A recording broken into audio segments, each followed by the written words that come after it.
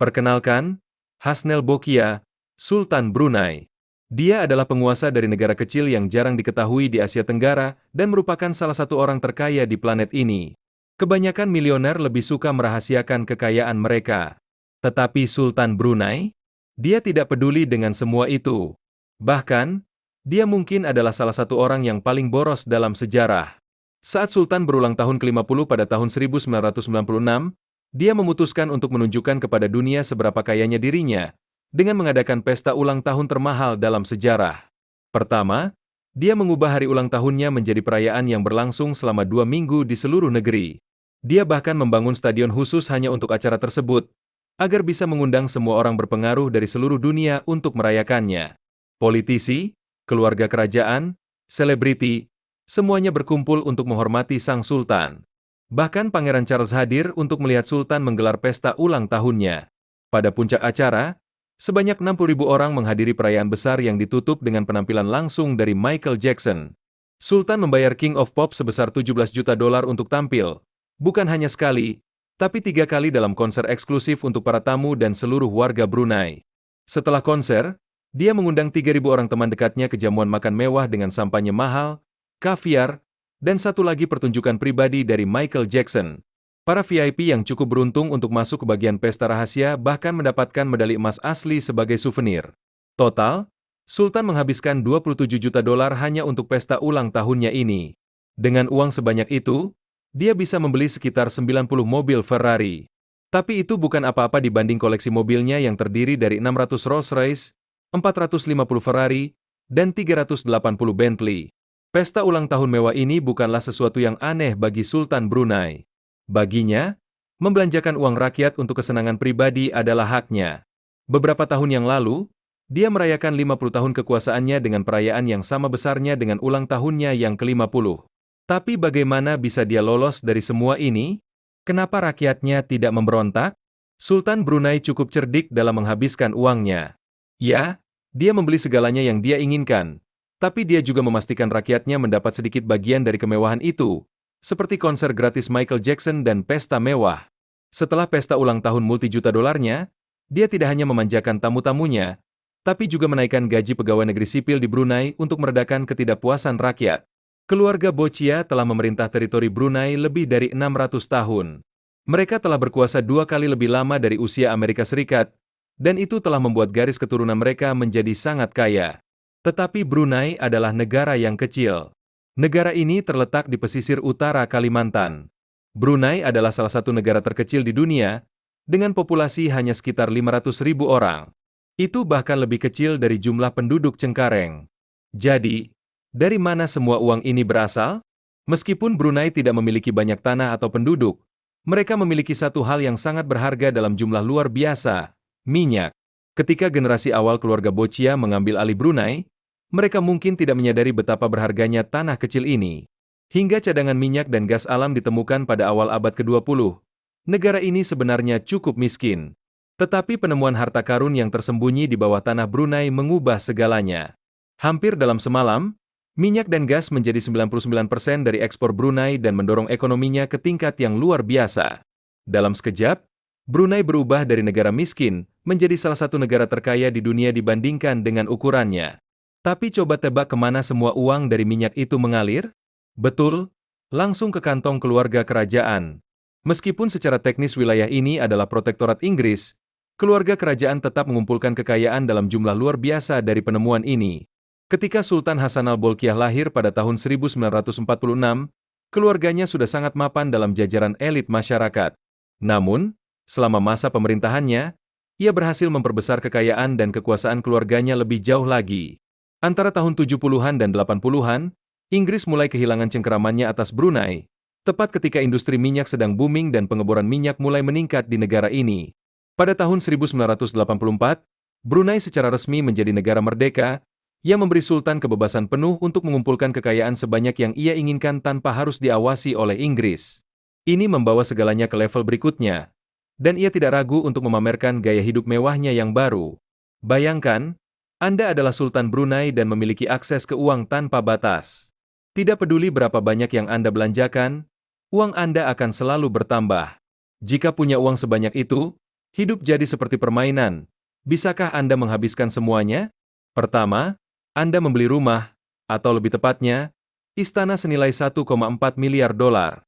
Bangunan ini berdiri di atas lahan seluas 49 hektar, 7 kali lipat ukuran Istana Merdeka di Jakarta. Memiliki 1.788 kamar, 257 kamar mandi, aula perjamuan yang bisa menampung 5.000 tamu, masjid, 5 kolam renang, serta kandang kuda ber-AC untuk 200 ekor kuda polo. Dan untuk menunjukkan betapa kayanya dia, istananya dilengkapi dengan kubah dari emas 22 karat. Jika memungkinkan, dia pasti akan membuatnya dari emas murni 24 karat. Sultan juga memiliki garasi yang bisa menampung 110 mobil. Tapi bukan sekadar koleksi biasa. Dia memiliki hampir 9.000 kendaraan yang totalnya bernilai sekitar 5 miliar dolar, termasuk Rolls-Royce berlapis emas. Dan jika ingin bepergian, dia tidak akan naik pesawat biasa. Dia memiliki Boeing 747 pribadi, yang bahkan memiliki wastafel dari emas solid seharga 120 juta dolar. Sultan bahkan diduga memberikan pesawat pribadi kepada putrinya sebagai hadiah ulang tahun. Dan itu di luar 17 pesawat lain yang dia miliki secara total. Tapi pesawat, mobil, rumah mewah, itu bukan hal yang luar biasa. Sultan juga membangun kebun binatang pribadi dengan flamingo dan elang yang bisa melakukan trik seperti mengendarai sepeda dan bernyanyi. Kebun binatang itu juga memiliki sekitar 30 harimau bengal yang hidup di sana. Saudara Sultan, Jeffrey, juga menghamburkan miliaran dolar seolah-olah itu bukan apa-apa. Daftar kepemilikan keluarga kerajaan benar-benar gila pada titik ini. Keluarga kerajaan memiliki jaringan hotel mewah, toko perhiasan yang memasok perhiasan untuk keluarga kerajaan Inggris, 10 jam tangan mewah seharga 8 juta dolar, ratusan ribu setelan Versace dan Armani, lapangan golf yang dirancang oleh pegolf profesional Jack Nicklaus, laboratorium profesional untuk mengembangkan film, dan bahkan 16.000 ton marmer yang hanya tersimpan di sebuah gudang entah di mana. Keluarga kerajaan Brunei secara langsung membiayai layanan sosial seperti kesehatan dan pendidikan untuk rakyatnya. Sultan memberi cukup banyak agar rakyatnya tetap bahagia dan patuh, serta melihatnya sebagai pemimpin yang murah hati. Namun semua citra baik itu runtuh pada tahun 2019 ketika Sultan memberlakukan hukum syariah Islam yang sangat ketat di Brunei. Jika seseorang berhubungan seksual di luar nikah, mereka bisa dipenjara hingga 7 tahun dan didenda besar. Jika selingkuh, hukumannya bisa sampai hukuman mati. Hukuman mati juga diberlakukan bagi mereka yang melakukan hubungan sesama jenis atau menghina Nabi Muhammad. Bahkan, ada hukuman untuk siapapun yang berpartisipasi dalam agama lain atau berpakaian tidak sopan. Tiba-tiba, Brunei menjadi negara di mana Anda harus mengikuti aturan atau menghadapi hukuman mati. Tapi apakah Sultan sendiri menaati aturan ketat ini? Tentu saja tidak. Bahkan, salah satu hiburan favoritnya adalah pesta seks yang sangat brutal dan ekstrim. Selama bertahun-tahun, hanya ada beberapa kali orang mencoba mengungkap apa yang sebenarnya terjadi di balik tirai kerajaan Brunei. Seperti pada tahun 1997, ketika mantan Miss USA, Shannon McCarthy, mencoba menuntut Sultan dan Jeffrey atas apa yang mereka lakukan padanya. Dia mengatakan bahwa dua saudara kerajaan itu menahannya sebagai sandera dan menjadikannya sebagai budak seks mereka. Shannon mengaku dikirim ke istana oleh sebuah agensi bernama Caliber Talent Consultants dan dijanjikan bayaran sebesar 3.000 dolar per hari untuk pemotretan dan acara promosi. Namun, pada hari pertama ia tiba, semuanya menjadi jelas bahwa niat mereka jauh lebih gelap. Saat dia menyadari bahwa mereka berniat membayarnya untuk seks, dia mencoba pergi, tetapi mereka tidak mengizinkannya. Sebaliknya, istana kerajaan berubah menjadi penjara baginya. Setiap malam, ia dipaksa menari di pesta dan melakukan hal-hal yang diperintahkan oleh Sultan. Ketika ia tidak dipaksa melakukan hal-hal mengerikan, ia dipertontonkan film tentang para pekerja seks yang dibunuh untuk semakin menanamkan ketakutan dalam dirinya. Ia ditahan seperti itu selama lebih dari sebulan hingga suatu hari, tiba-tiba mereka melemparkan paspornya, memberinya tiket pulang ke Amerika, dan memberitahunya bahwa ia hanya punya waktu 20 menit untuk pergi. Pengalaman ini meninggalkan trauma mendalam baginya, termasuk mimpi buruk dan kesulitan tidur, sehingga ia menuntut ganti rugi sebesar 10 juta dolar. Sayangnya, seorang hakim memutuskan bahwa karena Sultan Brunei adalah kepala negara asing, ia dilindungi oleh kekebalan dari hukum Amerika. Dengan demikian, kasus ini langsung ditutup. Pemerintah Amerika tidak berani melawan Sultan karena Brunei dianggap terlalu penting secara politik. Tapi tidak ada seorang pun yang kebal terhadap pengadilan netizen. Pada Agustus 2010, sebuah buku dirilis yang mengungkap segala kebejatan yang terjadi dalam pesta seks rahasia keluarga kerajaan Brunei. Buku ini ditulis oleh Lauren Gillian, seorang wanita yang pernah menjadi korban pesta-pesta seks sultan dari tahun 1992 hingga 1995, yang isinya tidak dapat diceritakan di video ini. Sementara keluarga kerajaan hidup dalam kemewahan dan bebas melakukan apapun yang mereka inginkan, rakyat Brunei justru menghadapi hukuman berat atas pelanggaran kecil. Di bawah hukum syariah Brunei, seseorang bisa dipenjara selama bertahun-tahun atau bahkan dihukum mati dengan cara dirajam, hanya karena berzina atau menjadi gay.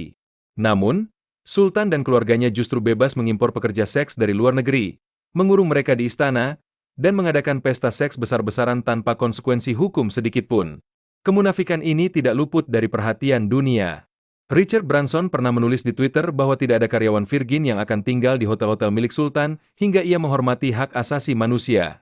George Clooney, Ellen DeGeneres, dan Elton John juga turut menyerukan boikot terhadap jaringan hotel mewah yang dimiliki oleh Sultan, karena mereka menolak menyalurkan uang kepada seseorang yang menjatuhkan hukuman mati kepada warganya hanya karena orientasi seksual mereka. Namun, di Brunei sendiri, sulit untuk melakukan protes. Sultan mengontrol semua media di negara itu. Hanya 60% populasi Brunei yang memiliki akses internet, dan mereka yang memiliki akses pun dikendalikan secara ketat oleh pemerintah. Wartawan bisa dipenjara hingga 3 tahun jika melaporkan hal-hal yang tidak disukai oleh Sultan. Kritik terhadap keluarga kerajaan bahkan dianggap sebagai kejahatan. Di internet, kekayaan Sultan diperkirakan hanya 30 miliar dolar. Namun, jika kita memahami bagaimana para miliarder menyembunyikan harta mereka, kita tahu bahwa angka ini hanyalah tipuan. Dengan mengendalikan seluruh ekonomi negara, cadangan minyak sebesar 1,3 miliar barel, dan kekayaan yang terus bertambah selama puluhan tahun, kemungkinan besar keluarga kerajaan Brunei memiliki ratusan miliar hingga mungkin mencapai triliunan dolar. Ketika seseorang memiliki kekayaan sebesar itu, tentu mereka akan melakukan segala cara untuk mempertahankannya. Mereka tidak ingin rakyat berpikir sendiri, tidak ingin mereka memberontak. Mereka akan memastikan bahwa kekuasaan mereka terus berlanjut, dengan menindas siapapun yang berani menentangnya. Terima kasih telah menonton hingga akhir video ini. Jangan lupa like, share, dan subscribe.